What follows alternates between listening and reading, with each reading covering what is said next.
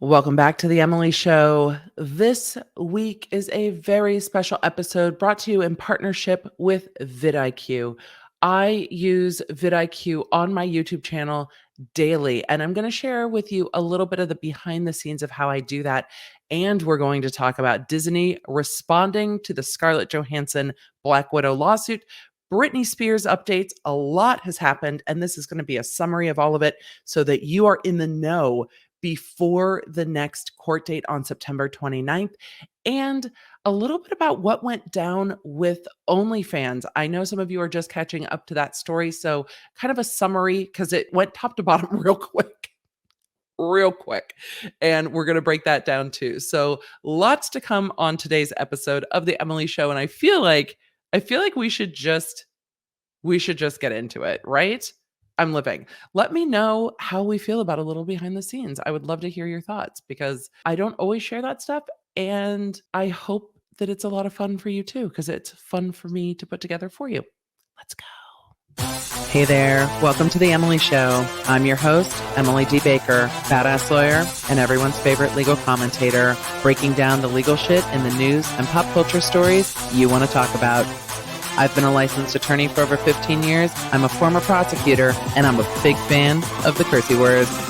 So let's break it down.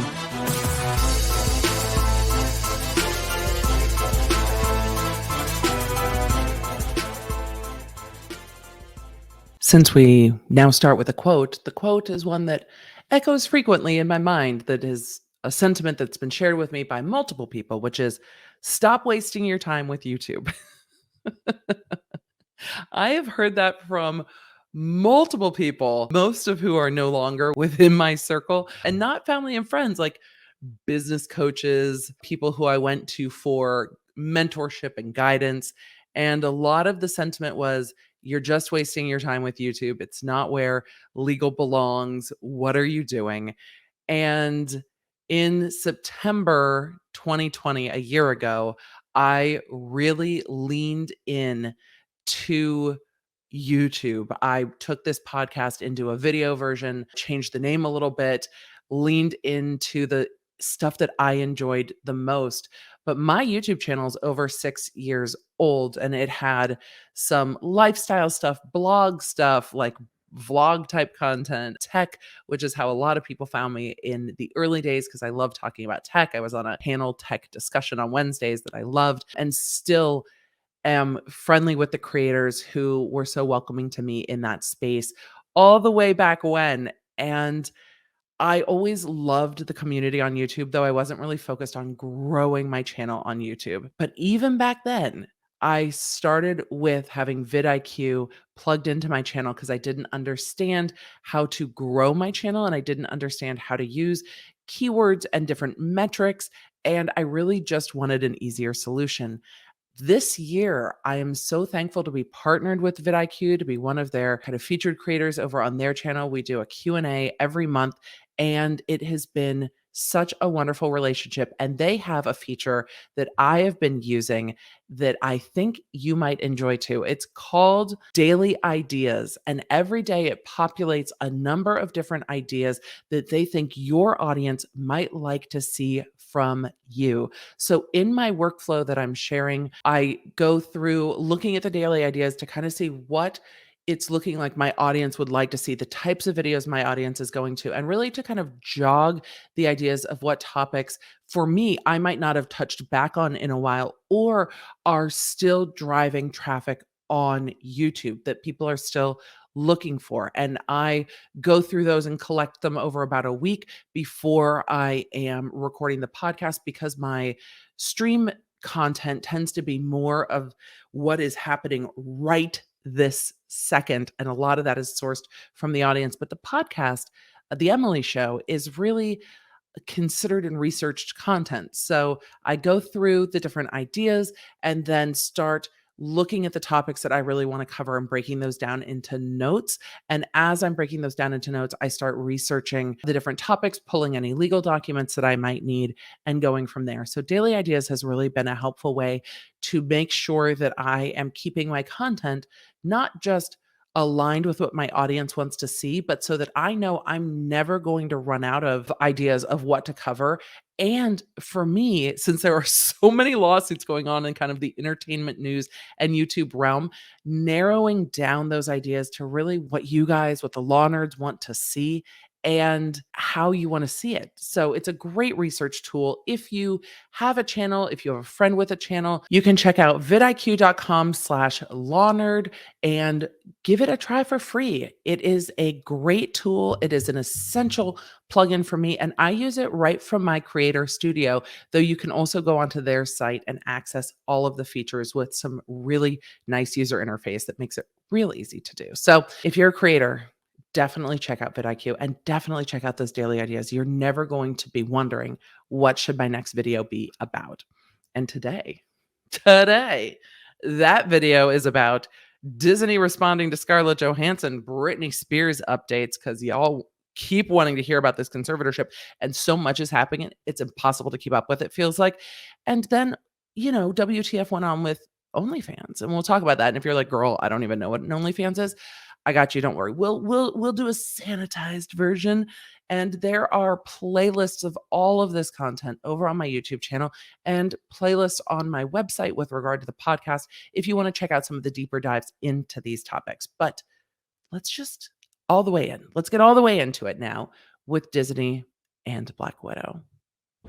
A little bit of background with this case. Scarlett Johansson, through her loan out company, Periwinkle, sued Disney over her contract with Marvel regarding the release of Black Widow on Disney Plus. I feel like that was as succinct as I can be with that. And you're like, but Emily, if the contract was with Marvel, how is she suing Disney? Yes, and we did a whole episode talking about why this is a inducement of breach of contract case where she's arguing that Disney, being the distributor, made Marvel breach her contract. Disney is now saying, yes, we do have a contract, and that contract says we have to go to arbitration. So could you not sue us in court in Los Angeles when the contract has an arbitration provision saying that we have to go to New York to arbitrate the case? This is the first time Disney has responded in court to this lawsuit. The response was filed on August 20th, 2021. Defendant's notice of motion and motion to compel arbitration and stay court proceedings. What that means is the court proceedings will stop. They will go to arbitration. Generally, what happens is once arbitration reaches an agreement, then the case is dismissed back in court. So it will literally stop right there. Thank you very much. It'll stop. Collaborate and listen. Okay, stop it. I can't stop it with the stop songs. I love the stop songs. So that is what a stay is. A stay is a stop in the court proceedings to let them go to arbitration, so nothing else has to happen. No other motions need to be filed. No response needs to be made to the lawsuit because they have not answered the lawsuit yet. They said, Your Honor, we don't need to answer this lawsuit. What we need to do is follow the contract and go to arbitration. I'm sure what Scarlett Johansson's team will say is, yeah, what we needed to do was follow the contract in the first place. Though there's some new information in this, and we're going to go over that quickly as I summarize this response. First of all, Disney argues that the lawsuit is a futile effort to evade this unavoidable result and generate publicity through a public filing. Periwinkle excluded Marvel as a party in the lawsuit, substituting instead its parent company, Disney, under contract interference theories. They're saying that the effort of Johansson to sue in court was likely to generate publicity, and they were trying to end route the contract by not suing Marvel directly because they can't sue Marvel because there is an arbitration provision in the contract. They also go on to say that the Court of Appeals has said a signatory, that means somebody who signed the contract, in this case Periwinkle, the loan out company for Scarlett Johansson, a signatory like Periwinkle to an agreement containing an arbitration clause may be compelled to arbitrate its claims against a non-signatory like Disney. Disney's not part of the contract. Marvel is. They go on to quote the appellate court as saying, when the relevant cause of action rely on and presume the existence of the contract, which is actually the case here. They are saying, this is the contract we had. You ignored it. So Disney is saying, this is the contract you have. You're the one ignoring it. I know you are, but what am I? Is kind of what's happening here, where Disney's going, no, we are a non-signatory, but we're going to enforce this contract because we're all acting like this contract exists. And in fact, a lot of the complaint does cite back to the contract. They go on to argue that Periwinkle's two causes of actions are entirely dependent on its untenable claim that Marvel breached the Periwinkle Marvel contract by releasing Black Widow simultaneously in theaters and on premiere access on Disney Plus.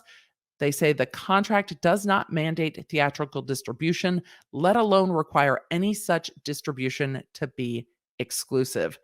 They just went there. No, the whole premise of the ScarJo lawsuit is false, and we are going to tell you why we're arguing that it's false. They go on to explain that the contract provides that a theatrical distribution would be no less than 1,500 screens, and then talk about the fact that Black Widow was released on more than 30,000 screens, and that it actually beat F9 of the Fast and the Furious in its box office opening weekend. Further on in the lawsuit, they do acknowledge the same contract that Scarlett Johansson is arguing they breached.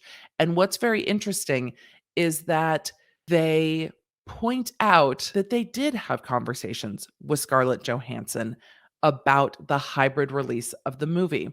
They say, quote, Marvel discussed the hybrid release pattern decision with Johansson in the spring of 2021.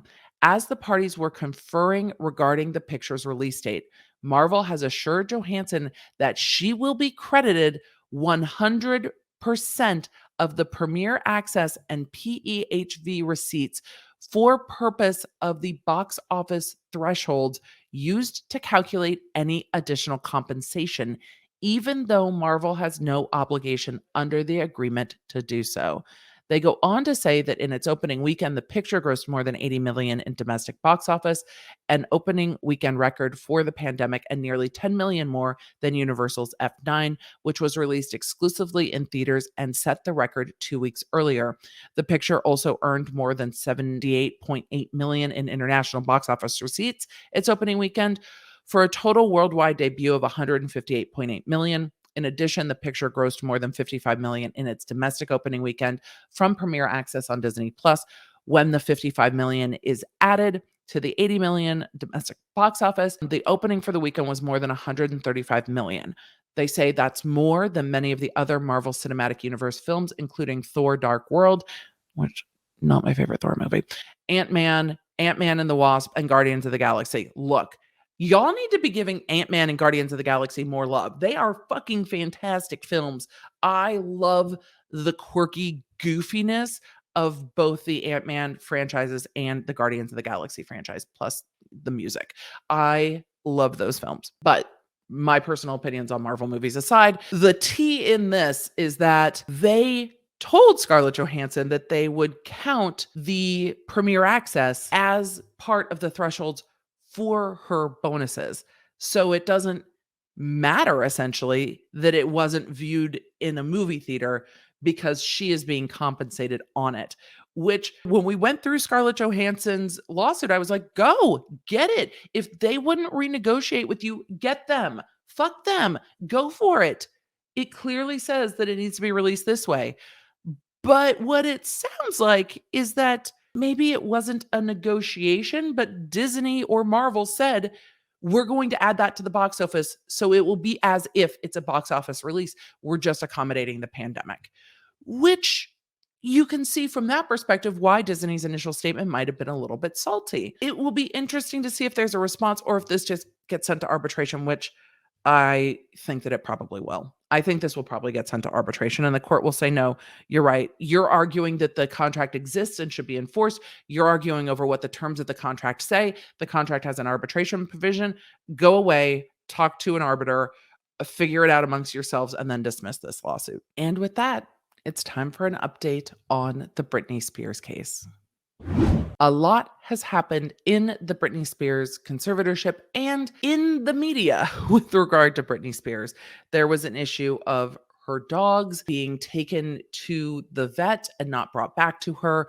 There was an incident that was widely reported on TMZ and other kind of entertainment news gossip sites saying that she had smacked the phone out of one of her staff members' hands and that she was frustrated about the dogs and that police had showed up to the house and that it had been forwarded to the district attorney's office for potential battery prosecution, which is wild to me. So we end up with this situation where it seems like Britney's dogs are being withheld from her, or at least that's what the reports made it sound like, and that then there was this potential battery investigation with regard to the smacking of the phone out of her household staff members' hands. On Wednesday, September 1st, the district attorney of Ventura County, California, released a statement that they were declining charges or not charging Britney Spears. So it's a filing declination or a no charge or statement of no charge, whatever you want to call it. The statement reads as such: District Attorney Eric Nasarenko, I hope I pronounced that properly, probably didn't, announced today that Britney Spears will not be charged with any crimes related to an incident that occurred at her residence involving her housekeeper. Misdemeanor Unit Supervisor Blake Heller thoroughly reviewed the case submitted by the Ventura County Sheriff's Office and declined to file charges based upon insufficient evidence that a crime had occurred and lack of injury to the housekeeper or significant damage to the phone. On August 16th, 2021, Ventura County Sheriff's deputies responded to Spears' residence based on a call for service. That means somebody called the police for help. Spears' housekeeper later reported that she had an argument with Spears regarding the veterinary care of Spears' dog. During the argument, Spears was alleged to have slapped the phone out of the housekeeper's hand. The housekeeper indicated that the screen protector on the phone was damaged. The housekeeper had no visible injuries. And that is the end of that. There was a lot made of whether there would be battery charges and what it can be. And yes, you can have simple battery charges when you don't touch someone, when it is something in their intimate or immediate possession, like a phone being slapped out of their hand. There's a kind of historical law school case with a plate being slapped out of somebody's hand, but the phone wasn't damaged and there were no injuries. So it probably didn't meet the district attorney's threshold for what they file and what they don't. All district attorneys' offices have operations manuals and policies and procedures for charging, so that at all the different offices and with all the different DAs that charge crimes, that there is some consistency to make sure that there's equal protection, so that filing standards are the same within the county and don't vary wildly, so that one person's like, yeah, it's a battery, and another DA would like, no, it's not, because then it's luck of the draw, right? And that's why there are filing standards, and this just did not meet their filing standards, which means that it is over with regard to this incident. They have declined to prosecute. The other thing that has been heating up in court and in news reporting is the continued push to yeet Dad Spears out of the conservatorship. Britney's father is the conservator of the estate. He's in charge of all of her money.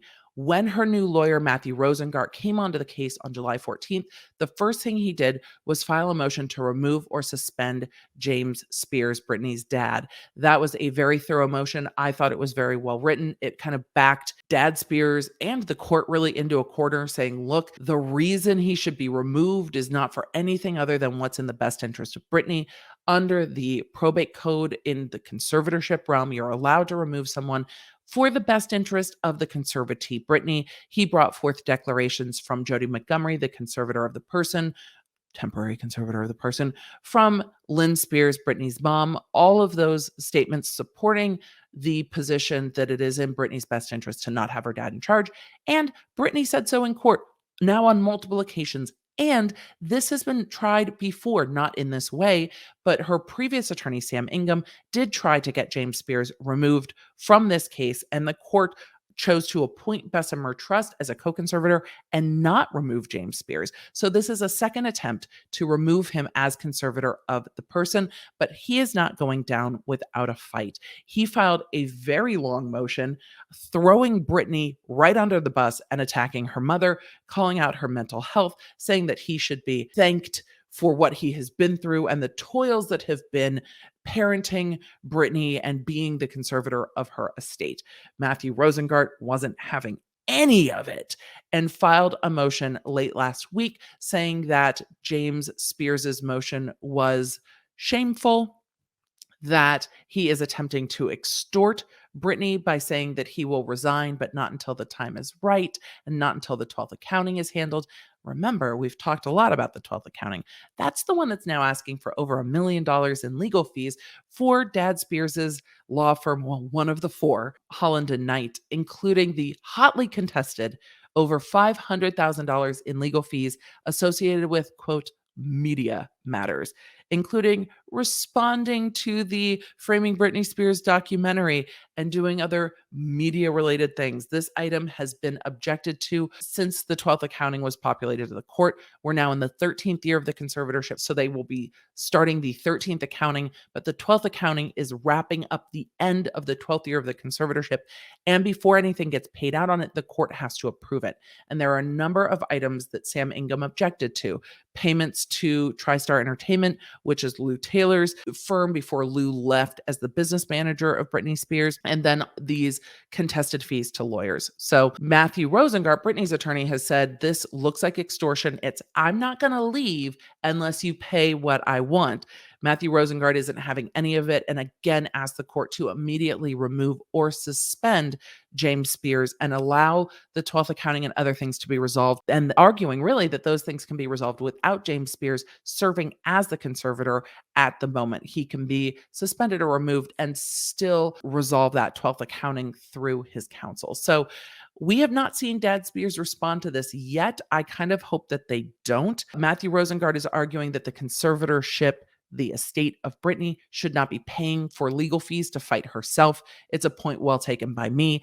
Britney has been paying every time she's spoken up for herself in court. She pays for her attorney and she pays for her dad's fleets of lawyers.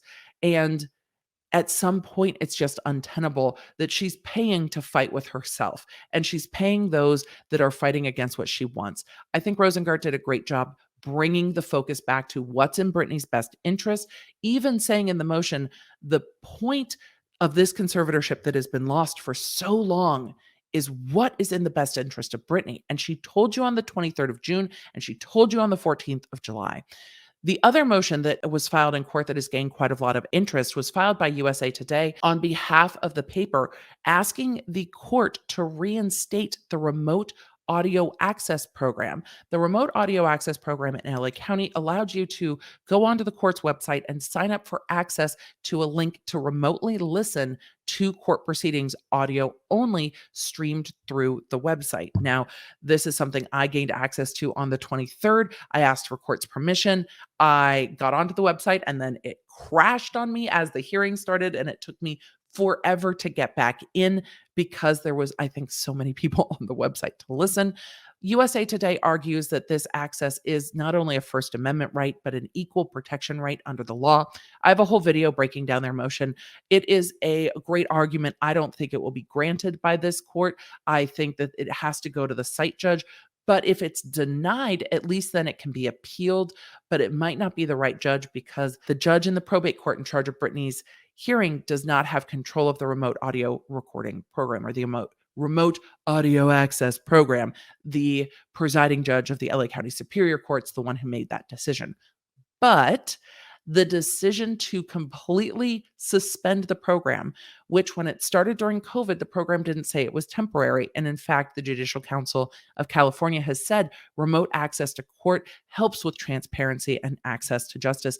It also limits the cost by allowing people to appear in court remotely through the LA Court Connect program, and has encouraged these types of programs. And we're seeing other courts stream their proceedings on YouTube for transparency and open access to the courts.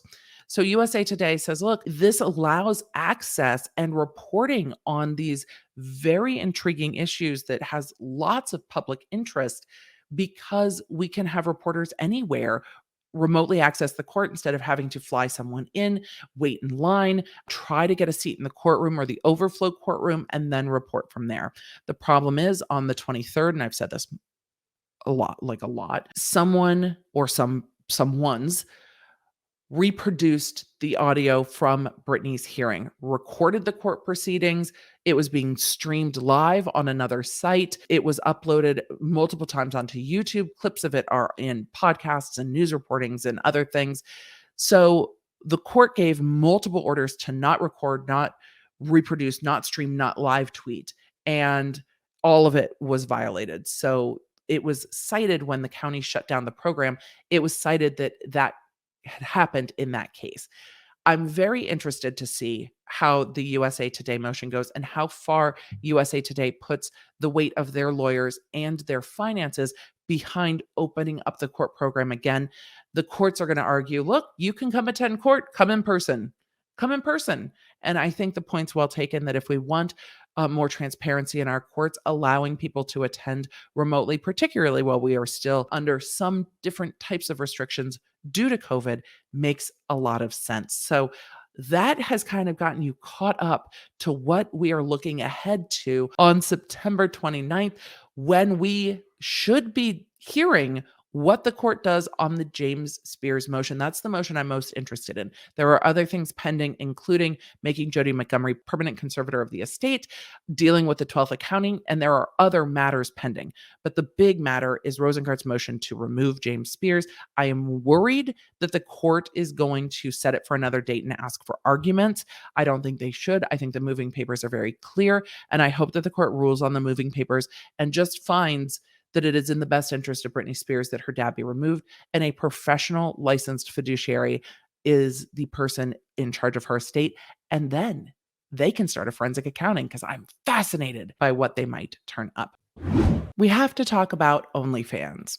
If you're not familiar with what OnlyFans is, you might not want to give it a Google, especially you don't want to search it on Twitter. Don't do that. OnlyFans is a Patreon-like website where fans can pay for exclusive content from their favorite creators in any genre, but it is most well known for adult content. We're going to go with the Vegas terms that won't get me completely yeeted off of YouTube, because it's hard to talk about adult content, but it is adult content, and you can pay for different types of explicit adult content from favorite creators, everything ranging from your standard porn to nudes and kind of everything in between. On August 24th, OnlyFans announced that it was going to be banning explicit content, not nude photos, but explicit content, which seems to be the bulk of the money making on OF. What's interesting about the choice is that they didn't seem to communicate that to their creators first. They communicated it to the press. And so creators on this platform were finding out that they might not have a source of income come October 1st, because the platform was yeeting all of their content, or potentially. We've seen platforms go through demonetizing large swaths of content. We've seen issues on streaming sites like Twitch, where a lot of Twitch streamers had copyrighted music in the background, and at some point Twitch decided to comply with copyright laws and DCMA takedowns and went through and removed all old content that had copyrighted music in the background being used.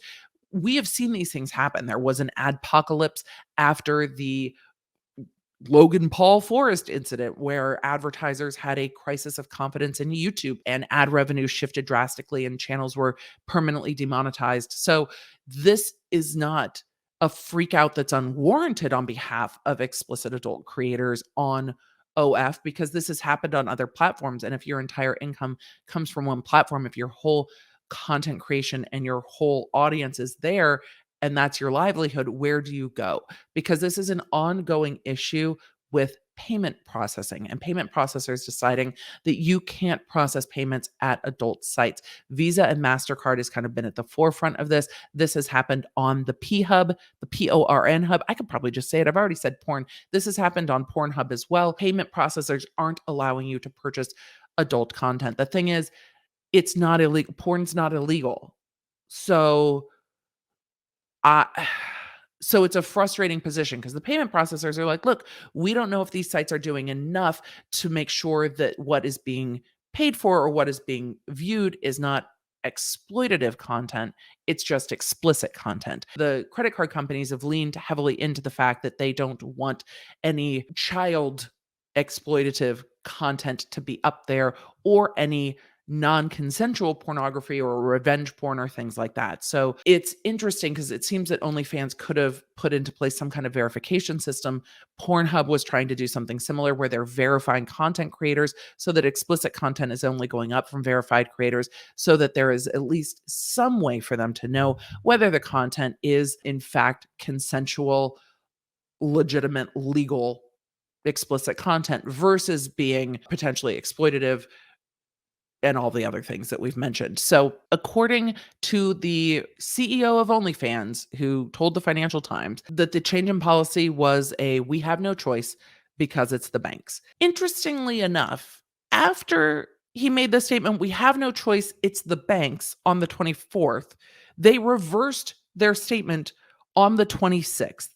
So, I just wonder, if it was a bank issue, how did they do an about face so quickly? Because on the 25th, OnlyFans put out on Twitter, which seems, to be an official form of communication for many, quote, "We have secured assurances necessary to support our diverse creator community and have suspended the planned October 1st policy change."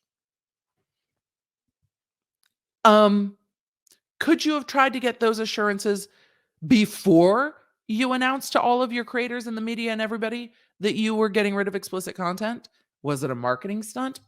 It's interesting to me because in that Financial Times article, the CEO said, quote, "We pay over 1 million creators, over 300 million every month, and making sure that these funds get to creators involves using the banking sector," he said. And then he singled out Bank of New York Mellon as having flagged and rejected every wire connection to the company, quote, "making it difficult to pay our creators." He also said that the UK-based Metro Bank had closed OnlyFans' corporate bank account in 2019 with short notice, and highlighted how many sex workers, including OnlyFans creators, were struggling to have access to basic financial services. And this is an ongoing issue where legitimate sex workers, because you are allowed to choose to create porn if you want to, don't have access to banking services. This was happening in California with the legalization of marijuana, as two dispensaries couldn't access FDIC insured banks because they were worried that their money could be seized, because marijuana is still federally illegal, but it's not illegal in the state. And it led to a fuck ton of problems, because then people are like, oh, these dispensaries just have a lot of cash laying around, so it'd be super easy to go rob them and stuff, which is a terrible way to operate. But this is still an ongoing issue for those that choose to work in sex work. And I'll tell you my own experience with this. And my mother, who listens to the podcast, is like, "Wait, what? What did you just say?" No, about banking issues. About banking issues, Mom. But if you're curious about what Emily does in her spare time, you can come join the Law Nerds community over on Patreon, and we'll talk more about it over there. So don't you worry about it. We do actually have a Law Nerds community now over on Patreon. You can go to lawnerdsunite.com and come join it. I have a exclusive podcast over there for members only. It's called I Have Thoughts. Guess what I talk about? Everything, because I have thoughts. Either way, now that you're like, "But Emily, what?" When we moved out of California, moved to Tennessee, I started a new company for my YouTube channel because I had closed my consulting company and was opening new bank accounts. And in opening new bank accounts, they would not open a bank account for me because my income was coming from Google, and wanted me to come into the bank and answer questions about how I earned money online and whether any of the money I was earning was coming from adult content. And the vibe I got from the bank was that if the answer had been yes, that they would not have opened a business banking account for me. And it was very interesting because I got the letter saying, "Hey, we're going to close your account. We need you to come in," because they had opened it online and then I needed to come in and verify it. And if I didn't, it was like I had 2 days to come in and verify the account. It was so wild. And it was very, very stressful. There isn't a branch super, super close to me. There are more opening, I've noticed, but there was not a branch super close to me. And I was talking to the guy that I was sitting with about banking, and he's like, "No, this has been a big issue for us, and we're having issues with payment processors not processing charges, reversing charges, and we're having issues with fraud in the PPP loan as well." And I'm like, well, fraud in the PPP loan shouldn't have anything to do with adult content, but okay, go off. So it is an ongoing issue. And what I don't like seeing is private companies like Visa and MasterCard making these decisions that seem to be based on morality or their own morality. But it just seems like an underhanded way to try to stop content that you don't like. And once you get Visa and MasterCard refusing to process payments somewhere, what do you do next? And yes, there's an argument that there is potentially a high chargeback rate or a high risk of transaction. And I wonder if the high risk of transaction is because people go to charge them back when someone else sees it on the credit card and is like, who are you subscribed to on OnlyFans? But you have to have transparency in where these charges are going to. And I don't really know what the answer is. I don't like the answer being, oh, well, traditional banking just won't let you bank and will not let you process payment. That can't be the right answer. But I think that the banking industry is difficult for someone new to break into, A, because of regulations, but B, there are issues with fraud and chargeback, and it takes a lot to be able to actually work within the financial sector as a service provider. So I don't like it. I don't know what the solution is. I know that I don't like it. And we will continue to see these issues. And I don't think that explicit content is going to be the only place we're seeing these issues, because we did see during the election last year, Shopify choosing to shut down sites that were selling Trump-related items and saying, we don't want this on our platform. We saw Amazon Web Services saying that they didn't want the, not marketed as conservative, but stated to be conservative social media platform Parler from being able to do business on Amazon Web Services. So we are seeing this kind of regulation by private companies. And yes, private companies have a right to choose who they work with and have a business reputation and can have clients say, I don't want to be on your web service if you're hosting them over there. I don't know what the answer is, and I don't know how we get back to like a live and let live instead of everything having to be battled out. But that is a conversation for an I Have Thoughts podcast for another day. For today, I would like to just say thank you for being a Law Nerd. Thank you for being here. If you would like to check out the exclusive podcast, you can absolutely do that at lawnerdsunite.com. You can start that for just $3 a month, and you get access to members only exclusive content. I'm glad to be a full-time creator. I'm so happy to be on YouTube. I'm so thankful to be working in partnership with vidIQ. And I'm thankful for all of you that want to hear my take on these stories, that want the facts and not the fuckery. And then when we want to have some fun, we can do that too. But the facts come first. Thank you so much for being here. And may your Wi-Fi be strong. May your toilet paper be plentiful. May your family be well. And may the odds be ever in your favor. We did it right the first time. We're not going to talk about it. It's like Fight Club. I'm just going to say goodbye and thank you. Connect with me everywhere. I'm at the Emily D. Baker. If you guys want to join the text, just text Emily.com. If you want to join the channel, lawnerdsunite.com. Happy to have you. Support what we do here on the YouTube. Marvel discussed the hybrid release model. Keeping it professional here, Emily. Keeping it professional. No.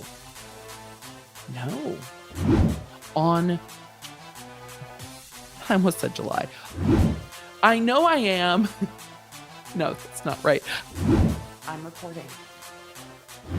Whose name I'm totally blanking on. Out of her, one of her,